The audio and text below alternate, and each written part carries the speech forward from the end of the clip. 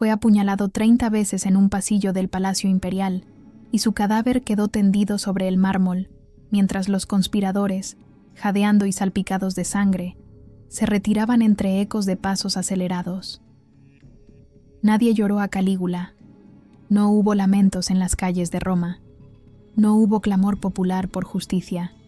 Al contrario, muchos respiraron aliviados, algunos incluso celebraron en silencio.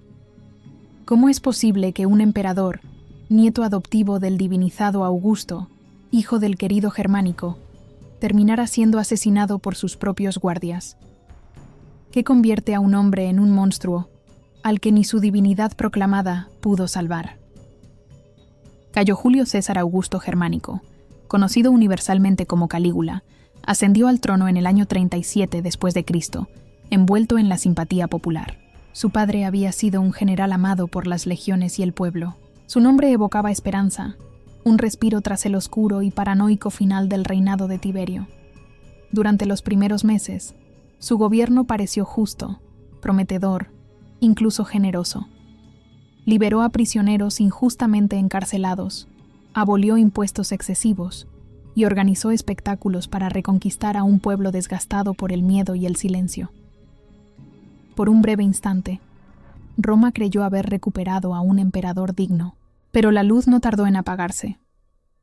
Una enfermedad grave, aún debatida por los historiadores, afectó a Calígula hacia finales del año 37. Algunos creen que fue una fiebre cerebral. Otros sugieren epilepsia o intoxicación por plomo. Sea cual fuera el diagnóstico, lo cierto es que al recobrar la salud, el joven emperador ya no era el mismo. La oscuridad que se desató en su mente fue tan repentina como implacable. Lo que había comenzado como una administración esperanzadora, rápidamente degeneró en una espiral de paranoia, crueldad y delirio de grandeza.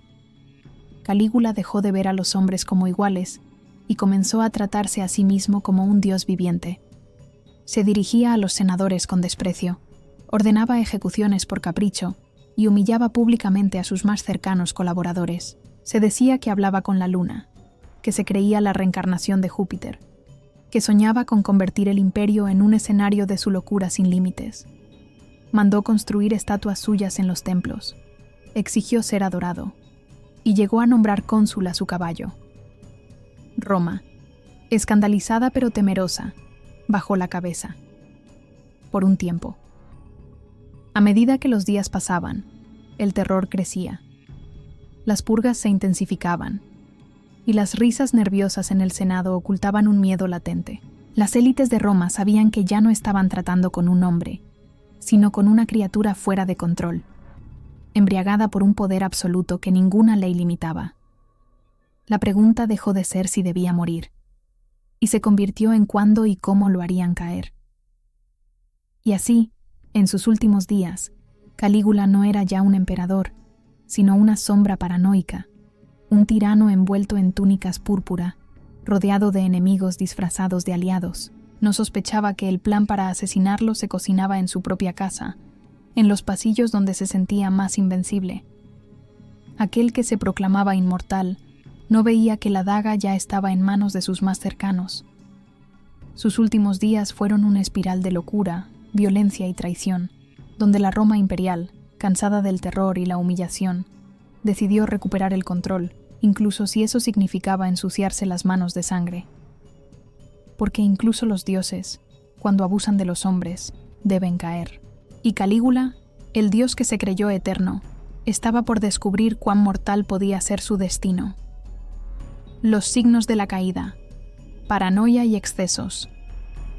La transformación de Calígula de joven prometedor a déspota incomprensible no fue un simple desvío de conducta.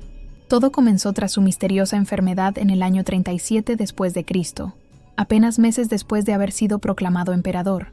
La naturaleza exacta del mal que lo afectó sigue siendo incierta, pero las consecuencias fueron devastadoras. Al recuperarse, ya no era el hombre que había conmovido al pueblo con promesas de justicia. Volvió trastornado, impredecible y consumido por la sospecha. Lo que emergió de aquel lecho no fue un gobernante, sino una amenaza envuelta en poder. A partir de ese momento, Calígula comenzó a ver enemigos en cada rincón del palacio.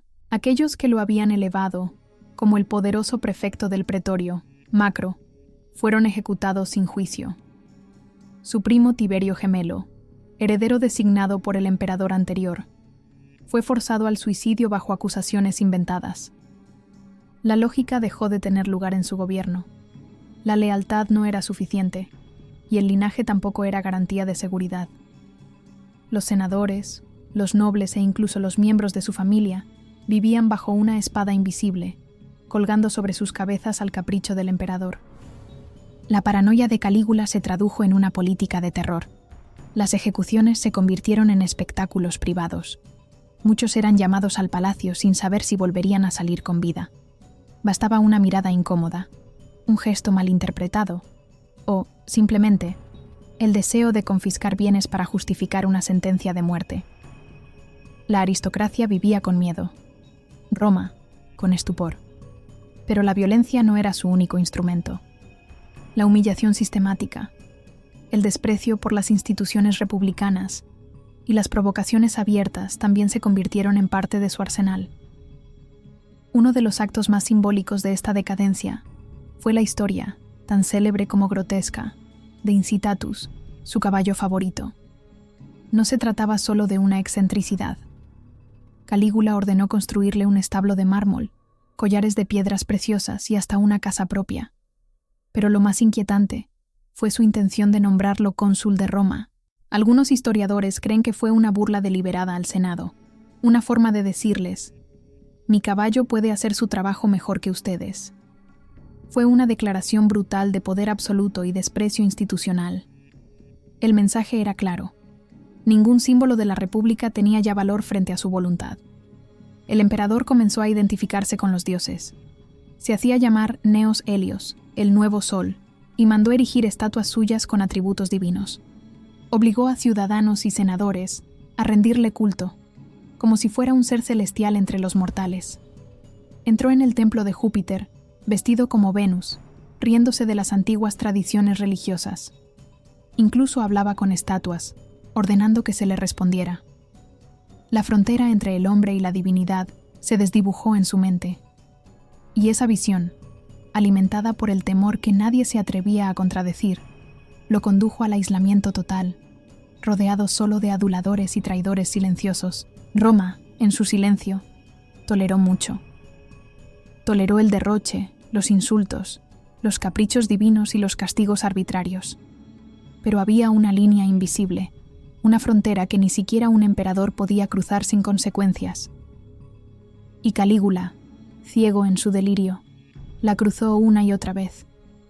El odio crecía en las sombras, agazapado detrás de togas elegantes y reverencias forzadas. No se trataba solo de política, era instinto de supervivencia. Porque cuando el poder absoluto se convierte en locura, la muerte ya no es una amenaza. Es para muchos una liberación, la conspiración. Los hombres que decidieron matar a un dios. El terror de Calígula no dejó santuario ni tregua. Su comportamiento errático, su crueldad gratuita y su desprecio por las tradiciones rompieron el delicado equilibrio que sostenía el poder en Roma. La ciudad, habituada a la corrupción y la violencia, comenzó a ver en su emperador no solo un tirano, sino una amenaza existencial. Para los senadores, los militares y los funcionarios, ya no era suficiente temerlo. Había llegado el momento de actuar. Así nació la conspiración, silenciosa, calculada, inevitable. El núcleo del complot estuvo liderado por uno de los hombres que mejor conocía a Calígula, Casio Querea, tribuno de la Guardia Pretoriana. En apariencia, Querea era un hombre leal, un oficial competente y respetado, pero también era uno de los tantos que había sido objeto del desprecio y la humillación pública del emperador. Calígula solía burlarse de él por su voz suave, su aparente delicadeza, y le imponía tareas ridículas, como dar la contraseña con palabras obscenas o femeninas. Aquellas humillaciones, constantes y crueles, sembraron en Querea una rabia silenciosa, fría, paciente. No era simplemente un militar ofendido, era un hombre con acceso al cuerpo de élite que protegía al emperador y con el temple necesario para planear su muerte. Pero Querea no estaba solo. La conspiración incluía a otros oficiales pretorianos y a varios senadores que veían cómo sus privilegios, su influencia e incluso sus vidas pendían de un hilo ante el humor cambiante del emperador. El Senado, reducido a una institución decorativa, tenía pocos medios reales para frenar a Calígula desde la legalidad. Matarlo no era solo un acto de venganza, era un intento desesperado por restaurar un mínimo de orden. La idea de reemplazar a un dios por un hombre volvió a tener sentido. La fecha elegida fue durante los Juegos Palatinos, una serie de espectáculos organizados por el propio Calígula en honor a Augusto. Aquellos días de celebraciones públicas ofrecían la oportunidad perfecta. El emperador estaría distraído, en movimiento, rodeado de multitudes y más expuesto que de costumbre. El plan era simple en su estructura, pero letal en sus detalles.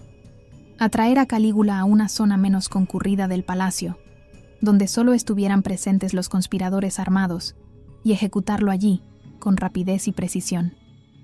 Cada paso fue ensayado mentalmente por sus ejecutores. Sabían que solo tendrían segundos para actuar, y que si fallaban, la respuesta del emperador sería brutal e inmediata. No podía haber dudas. No podía haber vacilaciones.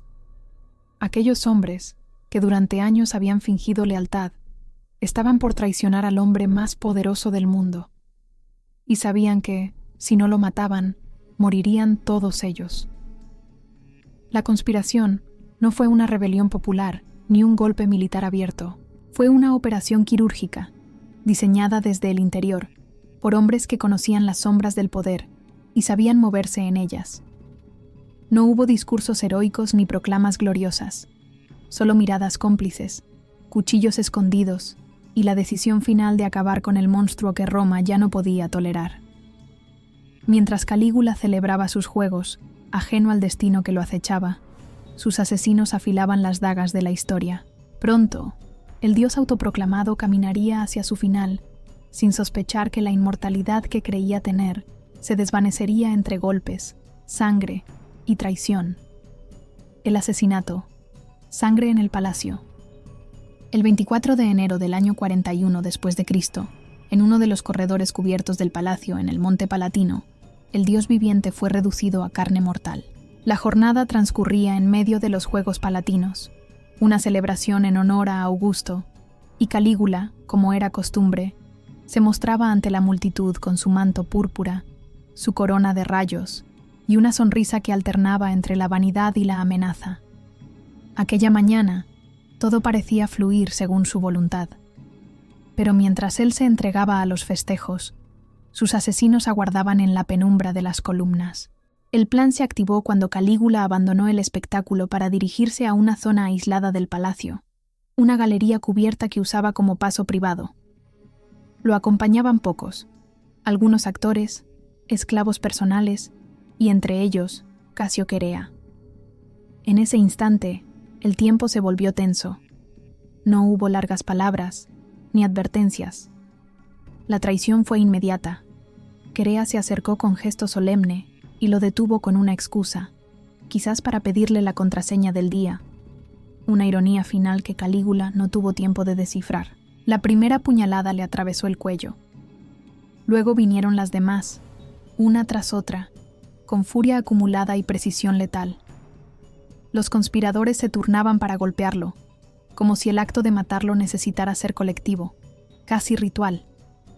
Se dice que Calígula, sorprendido, no supo reaccionar. Quiso gritar, huir, defenderse, pero el asalto fue total.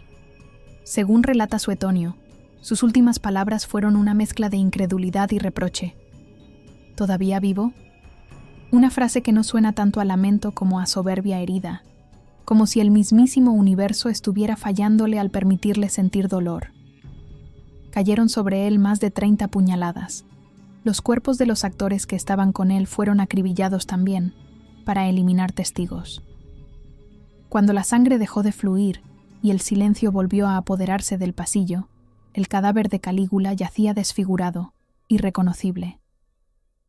No quedaba rastro del dios que había exigido templos, ni del emperador que había hablado con la luna. Solo quedaba un cuerpo ensangrentado, abandonado por la historia. Pero el horror no terminó allí. En medio de la confusión y la urgencia de borrar cualquier posibilidad de herederos legítimos, los conspiradores enviaron emisarios al apartamento imperial. Su esposa, Cesonia, y su pequeña hija, Julia Drusila, una niña de apenas unos años, fueron brutalmente asesinadas. Cesonia, según algunas versiones, murió de un solo tajo. A la niña, en cambio, la estrellaron contra una pared. La escena fue grotesca, brutal, impiedosa. No se trataba solo de eliminar a Calígula. Se trataba de borrar su linaje, su sangre, su legado. El mensaje era claro y despiadado. Roma no quería vestigios de aquel delirio. Fuera del palacio, la noticia comenzó a expandirse con velocidad, pero no con caos. Lo que podría haber derivado en una guerra civil, en una rebelión de la Guardia Pretoriana o en una revuelta popular, se encontró con un silencio denso, un murmullo de alivio contenido. No hubo venganza inmediata ni alzamientos masivos. Muchos no sabían qué sentir. Otros sabían exactamente qué habían perdido. Nada. Calígula había sido eliminado no solo físicamente, sino simbólicamente. El dios se desangró en la piedra, sin gloria, sin honor, sin siquiera la dignidad de una muerte solemne.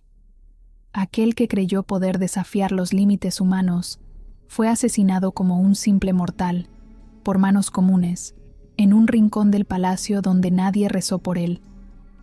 El aftermath. Roma respira aliviada. La noticia de la muerte de Calígula no estalló como un trueno, sino que se deslizó como un susurro liberador por las calles de Roma. Al principio, hubo confusión. Algunos creyeron que era un rumor más, una artimaña para atrapar traidores. Pero cuando la certeza llegó, cuando se supo que el cuerpo del emperador yacía inerte y su familia había sido aniquilada, una reacción ambigua recorrió el imperio: temor y alivio. El Senado se apresuró a reunirse. Muchos de sus miembros, antes silenciosos y temerosos, ahora alzaban la voz con entusiasmo.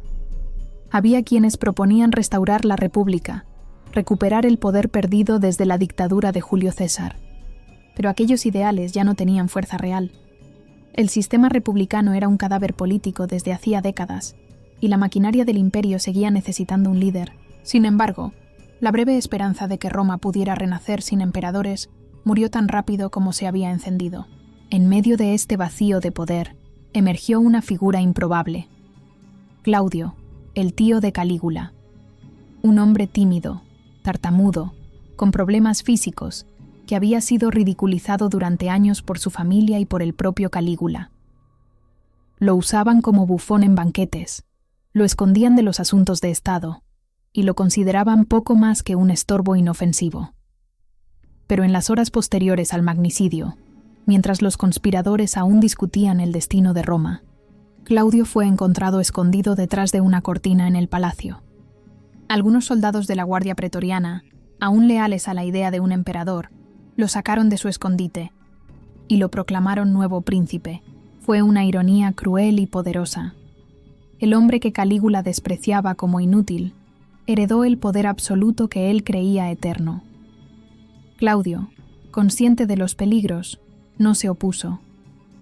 Aceptó el título con cautela, prometiendo restaurar el orden y castigar a los responsables del asesinato, no por admiración hacia Calígula, sino por necesidad política. A Roma no le convenía premiar a los regicidas, aunque muchos, en secreto, agradecían lo que habían hecho. La Guardia Pretoriana, por su parte, no se sublevó. Querea y otros conspiradores fueron arrestados. Claudio ordenó su ejecución, quizás para dejar en claro que la sangre imperial no podía derramarse sin consecuencias, aunque todos supieran que, en el fondo, los crímenes de Calígula justificaban su fin. En el pueblo llano, la muerte del emperador fue recibida sin lágrimas. No hubo luto. Muchos recordaban sus excentricidades como actos de locura, otros como signos de castigo divino. Las historias de banquetes grotescos, ejecuciones por placer y dioses inventados sobrevivieron al propio emperador. Calígula fue convertido rápidamente en una leyenda oscura, en un ejemplo de lo que sucede cuando el poder se convierte en enfermedad. Su legado no fue una política duradera, ni un monumento eterno, sino una advertencia, el recuerdo del delirio absoluto encarnado en un solo hombre. Con su muerte, Roma no se transformó, pero respiró. Volvió a su ritmo brutal y pragmático, con un nuevo César en el trono y una historia más que añadir a sus anales sangrientos. El terror había terminado. Por ahora. ¿Fue inevitable su final? El asesinato de Calígula no fue simplemente el fin de un emperador, fue un acto político, una catarsis colectiva y una advertencia brutal sobre los límites del poder sin freno. Pero más allá del cuchillo y la sangre, queda una pregunta que resuena a lo largo de los siglos. ¿Era inevitable su final?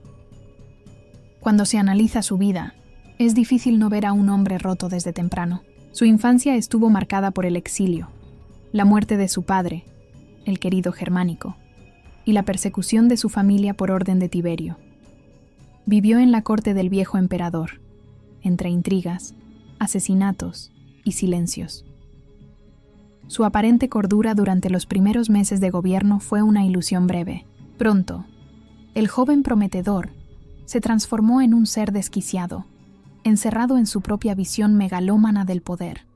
Algunos historiadores han sugerido que su enfermedad en el año 37 después de Cristo, una fiebre grave que casi lo mata, pudo haber alterado su mente de forma permanente. Otros creen que simplemente se desnudó la verdadera naturaleza de un hombre criado sin afecto, rodeado de traición y con acceso ilimitado al poder.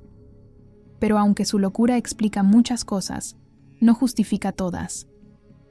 Su final fue un eco de su reinado, brutal, repentino y profundamente humano.